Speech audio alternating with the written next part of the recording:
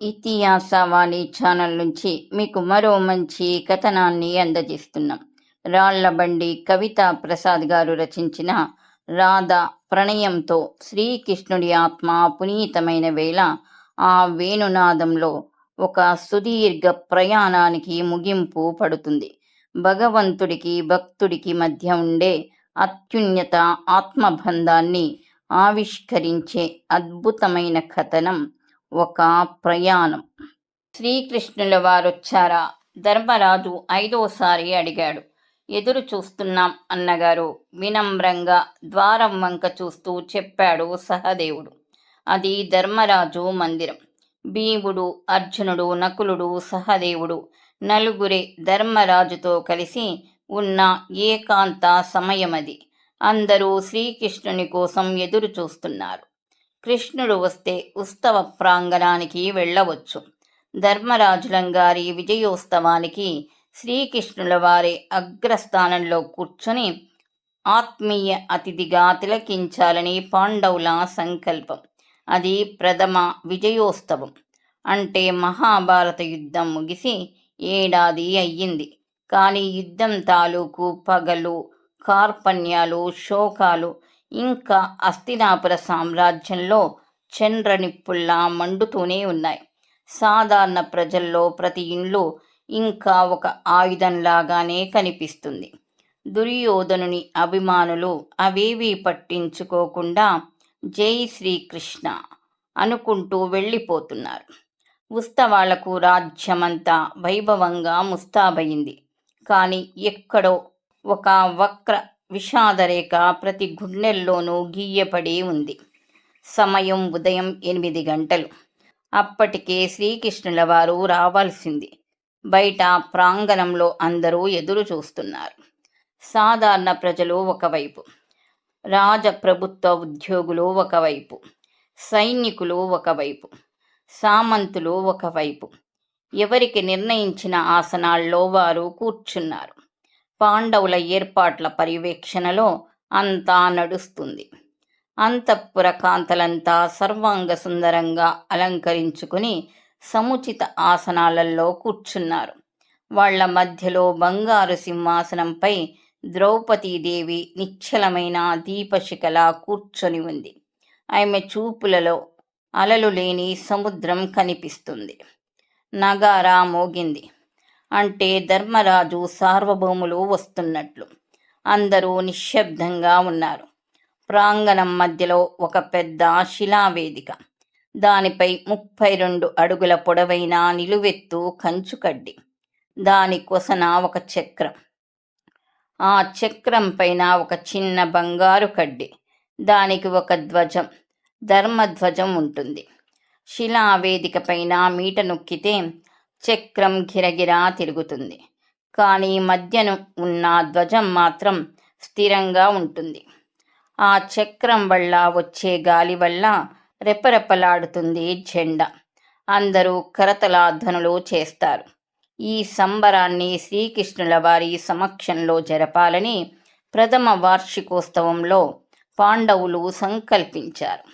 ధర్మరాజులంగారు వచ్చారు. పక్కనే భీమ, అర్జున, నకుల, సహదేవులు వచ్చారు. శ్రీకృష్ణుడు రాలేదు. సభ అంతా శ్రీకృష్ణుని కోసం ఎదురు చూస్తుంది. అప్పటికి శ్రీకృష్ణుని వయసు 125 సంవత్సరాల పైమాటే. ఆయన నిటారుగా నిలబడితే చెయ్యెత్తు విగ్రహం, కళ్ళల్లో విద్యుత్తు, గొంతులో మేఘధ్వని, ఆహార్యంలో అనితర సాధ్యమైన ఆకర్షణ. శ్రీకృష్ణునికై ఏర్పరిచిన సింహాసనం తప్ప అంతా నిండుగా ఉంది. ఆశ్చర్యపోయాడు.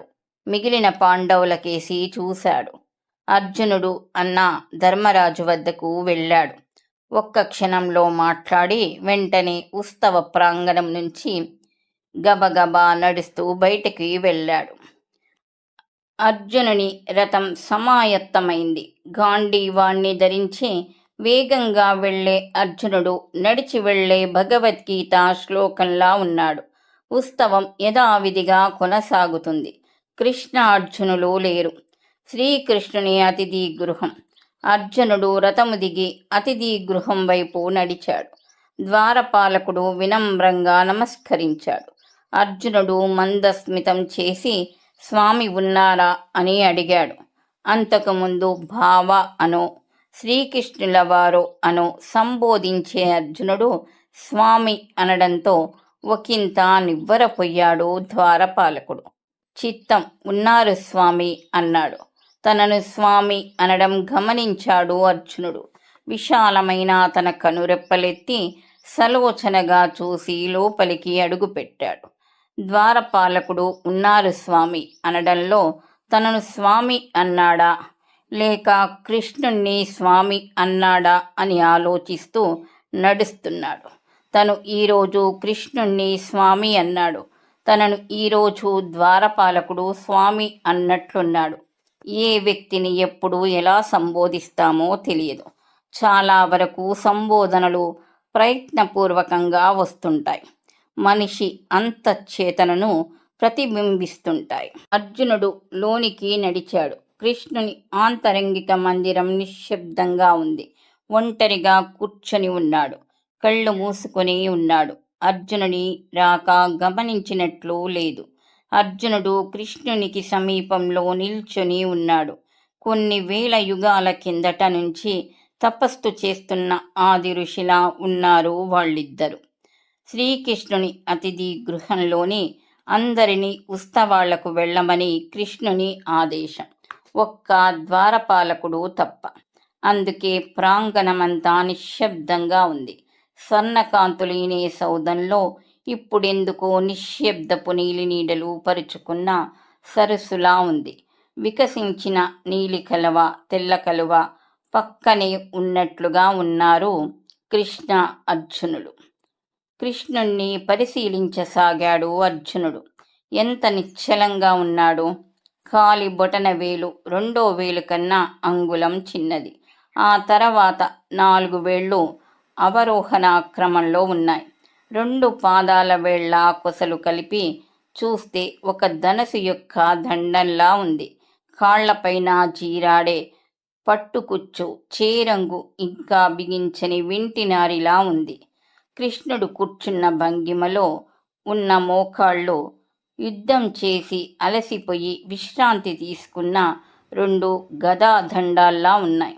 స్వామివారి కంఠం వినదించి మౌనంగా ఉన్న పాంచజన్యంలా ఉంది. కృష్ణుని ముఖం మాత్రం బృందావనంలా అనిపించింది అర్జునునికి. ఆయన ముఖంలో హఠాత్తుగా రాధాదేవి కనిపించింది అర్జునునికి. శ్రీకృష్ణుడు బృందావనంలోని రాధ గురించి ఆలోచిస్తున్నాడా? ఆశ్చర్యంగా ఉందే. కృష్ణుని ఫలభాగంలో చిరుచెమటలు. ఆ చిరుచెమటలకు కస్తూరి తిలకం కరిగి జాలువారి కృష్ణుని నాసాగ్రంపై ఉన్న ముత్యంపై పడింది. తెల్లని ముత్యం నల్లగా అయిపోయింది.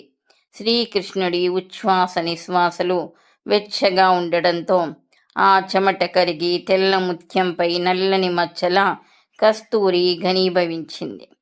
కుడి చేతిలోని వేణువు ఇంద్రధనుసు కొసన వేలాడే స్వర్ణమేఘపు శలకాలా ఉంది. తనివి తీరా చూస్తున్నాడు అర్జునుడు. ఈ రూపంలో ఈరోజు ఎందుకో శ్రీకృష్ణుని బాల్యము, కౌమారము, యవ్వనం మాత్రమే కనిపిస్తుంది. వార్ధక్యం అస్సలు కనిపించడం లేదు. మనిషి లోపల ప్రచలితమయ్యే భావాలను బట్టి ఆకారం కనిపిస్తుందేమో. అప్పటికే సుమారు అరగడియ పూర్తయింది. అంటే 10-12 నిమిషాలు గడిచాయి. కృష్ణుడు కళ్ళు విప్పి చూశాడు. అర్జున, ఎంతసేపైంది వచ్చి? మహాశయ, మీకోసమే వచ్చాను. ఈనాడు పాండవుల విజయ ప్రథమ వార్షికోత్సవం. ప్రాంగణమంతా ఎదురు చూస్తుంది. వెళ్ళాలి. అర్జున, నేను రావడం వీలు కాదు. నేను అత్యంత వేగంగా బృందావనం వెళ్ళాలి. బృందావనమా? సాయంత్రం వెళ్ళవచ్చు కదా? కాదు, తక్షణం వెళ్ళాలి. కాలం కన్నా వేగంగా వెళ్ళాలి. అందుకే కదా ద్వారకా నుంచి అందరినీ పిలిపించింది. నిన్ను మాతో ఉంచుకోవాలని, మా ఆనందం నీతో పంచుకోవాలని. ఈ ఉత్సవం కావచ్చు, కానీ కాలాన్ని నేను అధిగమించలేను. నువ్వే కాలస్వరూపుడివి కదా స్వామి. కృష్ణుడు నవ్వాడు. నువ్వింకా మాయలోనే ఉన్నావు అర్జున. నా కాలహ కాలమిత్యేతి అంటే కాలాన్ని కూడా అతిక్రమించలేదు. అర్జునుడు ఆశ్చర్యపోయాడు. భగవద్గీతలో కూడా ఈ మాట అనలేదే. అంత అవసరమా నందనందన బృందావనం వెళ్ళడం? అవును అర్జున, నేను నందనందనునిగా బృందావనం వెళ్ళాలి. ధర్మరాజుకు ఇప్పుడే వర్తమానం చేశాను. మీరు యథావిధిగా ఉత్సవం జరిపించండి. నేను బయలుదేరుతున్నాను బృందావనానికి అన్నాడు కృష్ణుడు. కారణం తెలుసుకోవచ్చా రాధారమణ? చిరునవ్వుతో అడిగాడు. అపార్థం రాకుండా పార్థుడు. రాధ అనుకుంటూ వచ్చాడు కృష్ణుడు. వీడుకోలు మాటలకు అవకాశం లేకుండానే రథారోహణం జరిగింది. కృష్ణుడు తన మందిరంలో స్థానువులా నిల్చున్నాడు. శ్రీకృష్ణుని రథం సాగుతుంది వేగంగా స్వీయ సారథ్యంలో. అంతరిక్షంలో పాలపుంతలో వేగంగా సాగే నీలి నక్షత్రంలా ఉన్నాడు కృష్ణుడు. అర్జునుడు చూస్తూ నిల్చున్నాడు శ్రీకృష్ణుని మార్గం కేసి. తపస్సు కొనసాగిస్తున్న ధ్రువ నక్షత్రంలా ఉన్నాడు అర్జునుడు. రథం సాగుతుంది. శ్రీకృష్ణుడు రథంపై ఉంటే ఆ అశ్వాలకు ఆజ్ఞలక్కర్లేదు, సైగలక్కర్లేదు. కృష్ణుని మనోరథం ప్రకారం సాగుతుంది. రథంపై గరుత్మంతుని జెండా రెపరెపలు మృదంగధ్వనులు చేస్తుంది. గుర్రాల మెడల గంటల చప్పుడు అప్సరసల నృత్య మంజీరాళ్ల ధ్వనిస్తున్నాయి. శ్రీకృష్ణుని చేతుల్లో వేణువు అయత్నాకృతంగా పెదవుల వద్దకు చేరింది. ఆకాశంలో విహరించే గంధర్వులు వారి వారి విహారాల దారులు మార్చుకొని వేణునాదం సాగే భూమార్గానికి సమాంతరంగా ప్రయాణిస్తున్నారు. సిద్ధ, విద్యాధర, కిన్నెర, కింపురుషులు కూడా గుంపులుగా చేరి వియత్తలం నుంచి వీక్షిస్తున్నారు. పక్షులు కిలకిల రావాలు ఆపి మెడలు రిక్కించి చూస్తున్నాయి. గోమాతల పొదుగుల్లో కొత్త చేపులు ఊరి ఊరి పాలదారులు కురుస్తున్నాయి. ఆవు దూడలు పాలు తాగడం మాని కాసేపు అమ్మకేసి కాసేపు అంబరం కేసి చూస్తున్నాయి. వేణునాదం కలిగించిన పరవశంలో సమీప అరణ్యంలోని లేళ్లు కొత్తగా మొలిచిన పచ్చికలపై పరవళ్ళు తొక్కుతున్నాయి. కృష్ణరథం సాగుతుంది. కృష్ణుని వేణునాదం ఎందుకో శంకరాభరణం వాయిస్తుంది. అందుకేనేమో ఆకాశంలో గరుడ జాతి విహంగాలు రథం పైన తిరుగుతున్నాయి. అది అపశకునమని అనుకునేవాడు శ్రీకృష్ణుడు ఒకవేళ చూసి ఉంటే. కానీ కృష్ణ వేణునాద తరంగాలుగా సాగుతుంది. కాలం కూడా రథం వెంట అలలు అలలుగా సాగుతుంది. నిమిషాలు గంటలు సాగుతున్నాయి. ఆకాశం మేఘావృతమైంది. ఏ క్షణాన్నైనా వర్షం రావచ్చు. ఇంకా బృందావనం చేరడానికి 2 గంటలు పట్టవచ్చునేమో. వేణు ఊదడం ఆపాడు శ్రీకృష్ణుడు. దట్టమైన అడవిలో ఆగింది రథం. గుర్రాలు మెడ ఎత్తి వెనక్కి చూశాయి. రథం ఎందుకు ఆపావని. వాటి మెడ పట్టాల మువ్వల శబ్దం అవి అడిగే ప్రశ్నలా ఉంది. కృష్ణుడు రథం దిగాడు. వర్షం ప్రారంభమైంది. చినుకులు నేల రాలుతుంటే మట్టి వాసన. దగ్గరలో ఉన్న రావి చెట్టు కిందకు చేరాడు కృష్ణుడు. రథం అనుసరించింది. ఆ చెట్టు మొదలుని బ్రహ్మల, మధ్య విష్ణువుల, చివర శివునిగా వర్ణిస్తారు కదూ అనుకున్నాడు కృష్ణుడు. సభాకిక్తంగా నమస్కరించాడు అశ్వత్థనారాయణునికి. ఆకాశంలో మేఘం పగలబడి నవ్వినట్లుంది. ఒక మెరుపు, క్షణంలో ఉరుము, దగ్గరలోనే పిడుగు పడినట్లుంది. మనసెందుకో ఉద్విగ్నంగా ఉన్నట్లుంది శ్రీకృష్ణునికి. తను వెళ్లాల్సిన బృందావనం గురించి ఆలోచిస్తున్నాడు. తను బాల్యంలో చేసిన అల్లరి, పొందిన ఆప్యాయత, చేసిన రాసక్రీడలు ఒక్కొక్కటి గుర్తుకు రాసాగాయి. ఆనాటి కృష్ణున్నా నేను అంత ఆనందమయమైన జీవితం నుంచి హఠాత్తుగా హస్తినాపుర రాజకీయాల్లోకి ఎలా వచ్చేశాను? ఎంత భయంకరమైన యుద్ధం! 18 ఔక్షణీయుల సైన్యం, ఎందరు వీరులు మరణించారు! ఎంతటి మారణ హోమం! భీష్మ, ద్రోణ, కర్ణ, శల్య, దుర్యోధన, దుశ్శాసన ఎందరు యోధులు మరణించారు. ధర్మం అధర్మం ఎంతటి విచికిత్స జరిగింది. అర్జునుడు గాంధీవాన్ని కింద పడేసి మానసిక క్లైబ్యాన్ని పొందినప్పుడు ఎన్ని మాటలు చెప్పాల్సి వచ్చింది. అవన్నీ నేనేనా చెప్పింది? నన్ను గారడివాడన్నారు, అధర్మ పక్షపాతి అన్నారు, స్త్రీలోలుడు అన్నారు. నిజంగా నాకు స్త్రీలంటే అంత ఇష్టమా? ఎవరు స్త్రీ? హస్తినాపురంలో ఏ స్త్రీ నా వంక లౌల్యంగా చూడలేదే. నేనే స్త్రీతోటి అసభ్యంగా ఉండలేదే. మరి కృష్ణుడనగానే మహిళా మనోహరుడని ప్రచారం ఎలా వచ్చింది? బహుశా బృందావనంలోని నా స్నేహితురాళ్ళ గురించేమో.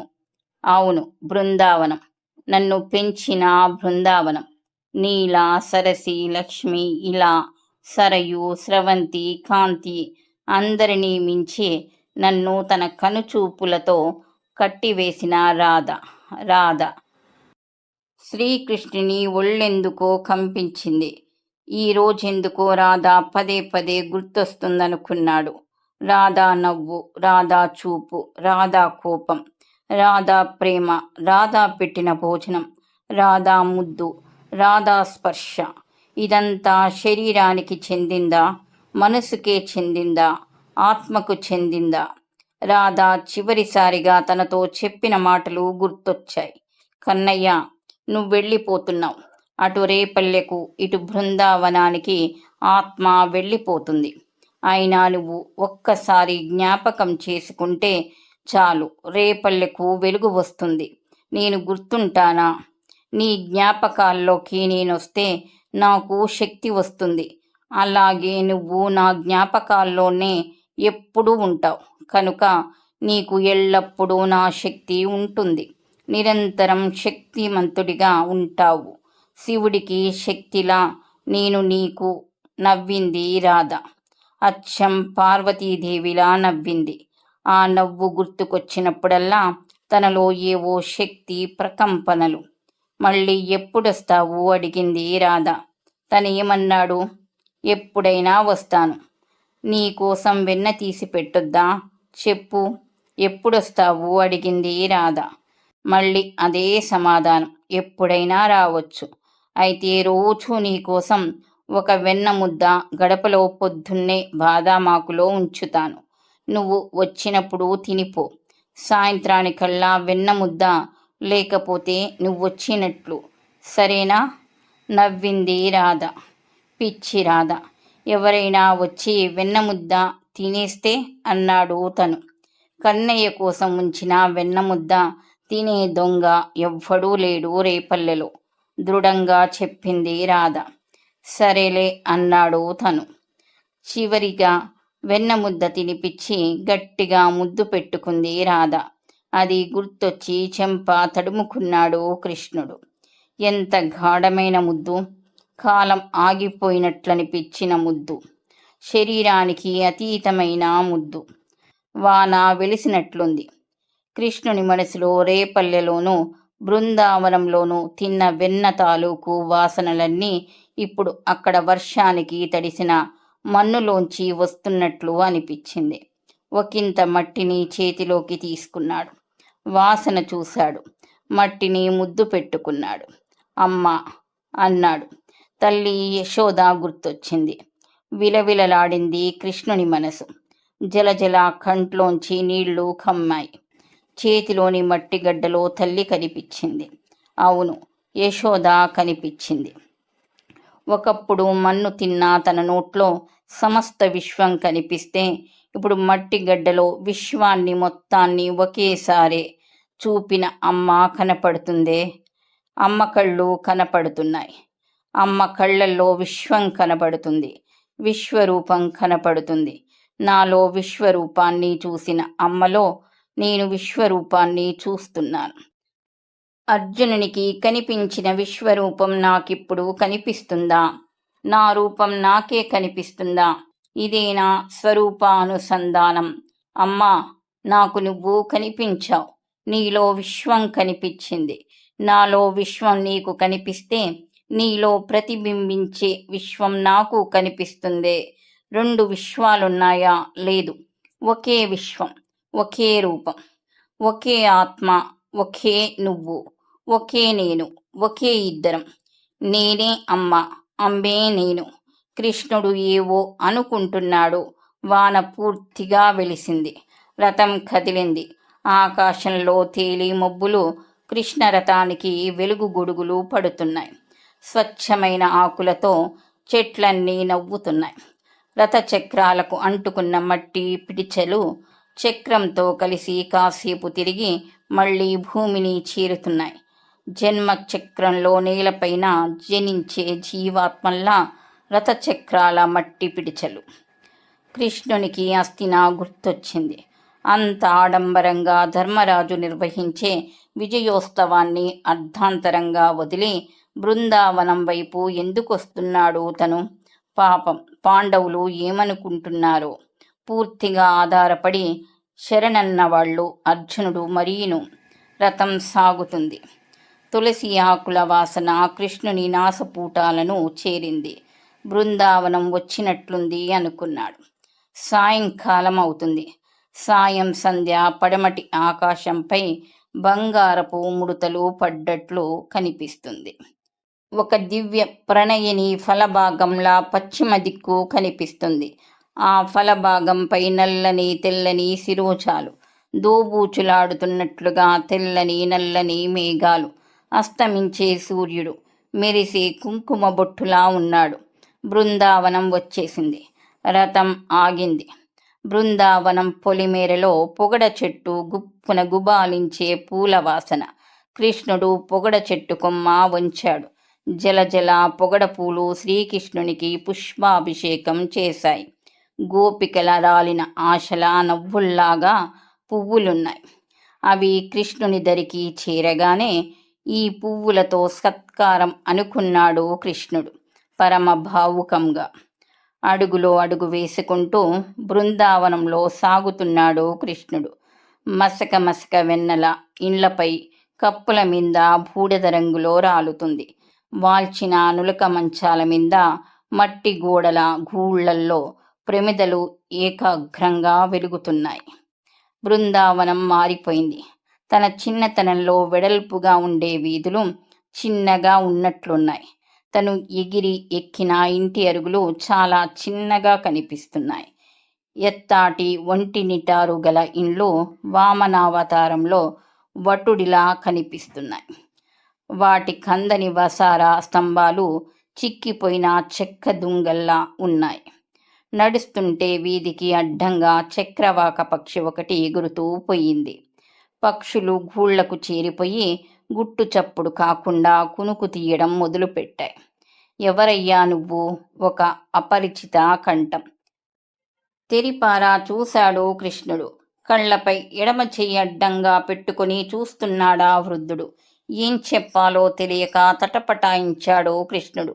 తనే కృష్ణుణ్ణి అని తెలిస్తే బృందావనమంతా పరిగెత్తుకుని వచ్చి సత్కారాలు చేస్తుంది. కానీ తను చూడదలుచుకుంది ప్రచన్నంగా నిశ్శబ్ద బృందావనాన్ని. కృష్ణుడు ముందుకు నడిచాడు. వృద్ధుడు అలాగే వెనక్కి తిరిగి నిలబడి చూస్తున్నాడు. ఇంకా పచ్చితనం వాడని ఎండు చెట్టులా. కృష్ణుని కళ్ళు ఒక ఇంటి ముందు ఆగాయి. అది చిన్న ఇండ్లు. తుంగ కప్పుతో తలతలా మెరుస్తుంది. అలికి ముగ్గులు పెట్టిన వసారా మెట్ట, తామర పువ్వులు పూసే నీళ్ల తొట్టి, ఇంటి చుట్టూ పహారా కాస్తున్న మట్టి గోడ, దానిపైకి ఎగబాకే కాశీరత్నాల పూలతీగ.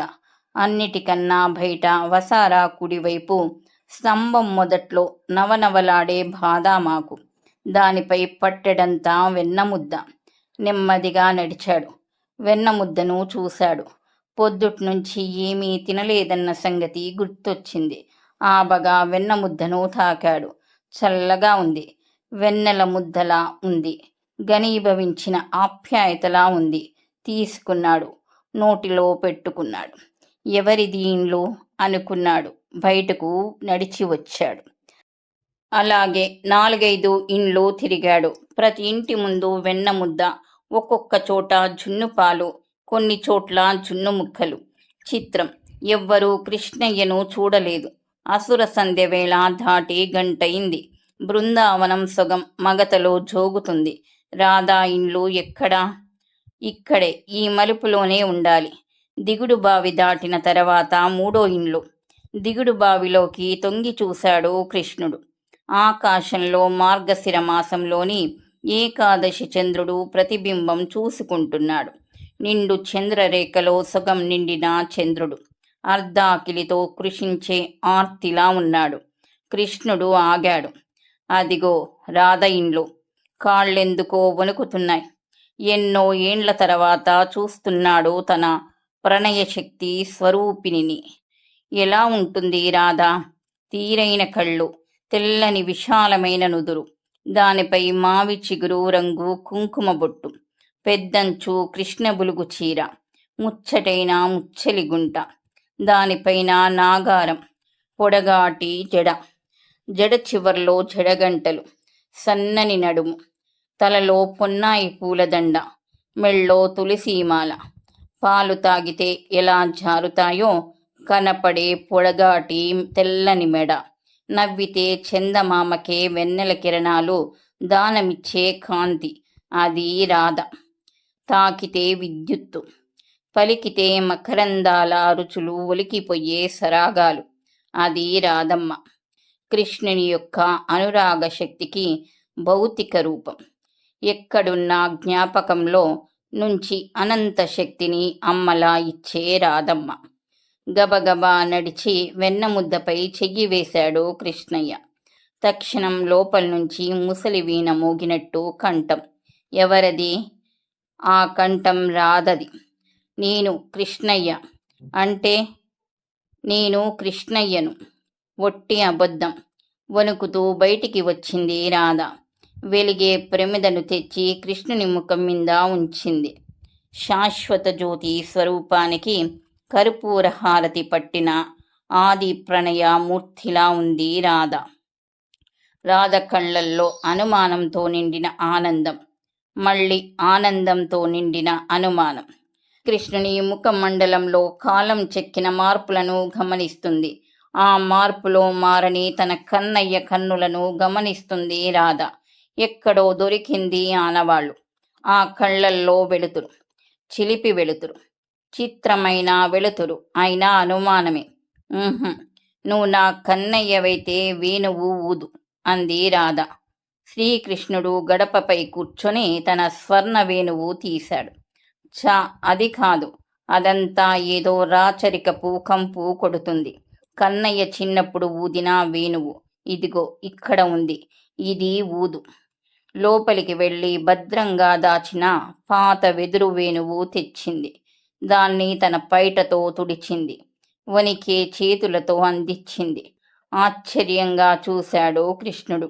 ఆ వేణువు వయసు 100 ఏండ్ల పైమాటే. అది పుచ్చుకున్నాడు. పెదవుల దగ్గర పెట్టుకున్నాడు. మంద్రంగా పూరించాడు.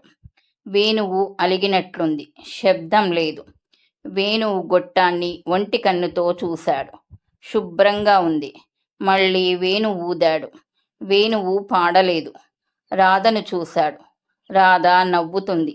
ఆ నవ్వులో సృష్టి తాలూకు తొలి ఆసన విన్యాసం కనిపిస్తుంది. నువ్వు నా కన్నయ్యవైతే వేణువు మోగుతుంది, లేకపోతే లేదు అంది రాధ. కృష్ణుడు మళ్ళీ ఊదాడు. వేణువులోంచి ఏ ధ్వని రాలేదు.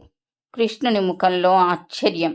తను తాకితే వెదురు కొమ్మ వేణువై పలుకుతుందే, మరి తన చిన్ననాటి వేణువు పలకదే. మళ్ళీ ప్రయత్నించబోయి ఆగాడు. రాధ తనను తదేకంగా చూస్తుంది. తనలో ఏం చూస్తుంది? ఏంటి అలా చూస్తున్నావు అడిగాడు. నీలో యుద్ధాన్ని చూస్తున్నాను, రాజకీయాన్ని చూస్తున్నాను, భగవద్గీతను చూస్తున్నాను, అస్తినాపురాన్ని చూస్తున్నాను, పాండవుల్ని చూస్తున్నాను, చనిపోయిన భీష్మ, ద్రోణ, కర్ణ, శల్యుల వంటి వీరులను చూస్తున్నాను, బోరున విలపించే యుద్ధ వీరుల భార్యలను చూస్తున్నాను, చనిపోయిన ఏనుగులను, అశ్వాలను, అనేకమైన జీవులను చూస్తున్నాను, ద్రౌపదిని చూస్తున్నాను, ధృతరాష్ట్రుణ్ణి కూడా చూస్తున్నాను. అయ్యయ్యో, నీ శరీరం నిండా ఇన్ని రక్తపు మరకలేమిటి? తుడుస్తానుండు. పిచ్చి కన్నయ్య, ఎందుకయ్యా ఇన్ని కష్టాలు పడ్డావు? గోలోకం నుంచి భూలోకంలోకి వచ్చిన నారాయణమూర్తివి కదా, నీ స్వరూపం ఇలా పంకిలమైందా? అయ్యయ్యో, తుడుస్తానుండు. రాధ కృష్ణునిపై వాలిపోయింది. ఒళ్ళంతా తుడిచింది పైమిట కొంగుతో. అతని ఒడిలో పడిపోయింది. ఇప్పుడు ఊదు కన్నయ్య వేణువు. కృష్ణుడు ఊదసాగాడు. వేణువు మ్రోగింది. రకాల రాగాలుగా, రకాల సరాగాలుగా, విశ్వమోహనంగా, ఓంకారంగా, మనోహరంగా. రాధ నవ్వులా ఉంది. రాధ నవ్వు కృష్ణుని వేణువు మోగుతుంది. కృష్ణుని వేణువు రాధ నవ్వులో ఉంది. రాధ నవ్వు కృష్ణుని వేణువు రెండూ కలిసిపోయాయా? రాధ నవ్వు ఆగింది. వేణువు చిట్లిన చప్పుడు. శ్రీకృష్ణుడు నిశ్శబ్దంగా చూస్తున్నాడు. ఒక ప్రయాణం ముగిసింది. అది రాధదా, కృష్ణునిదా? ఈ కథనం మీకు నచ్చితే లైక్ చేయండి. మరిన్ని మంచి కథనాల కొరకు మా ఛానల్ని సబ్స్క్రైబ్ చేసుకోండి. ఈ కథనాలపై మీ అభిప్రాయాన్ని తెలియచేయండి. ధన్యవాదములు.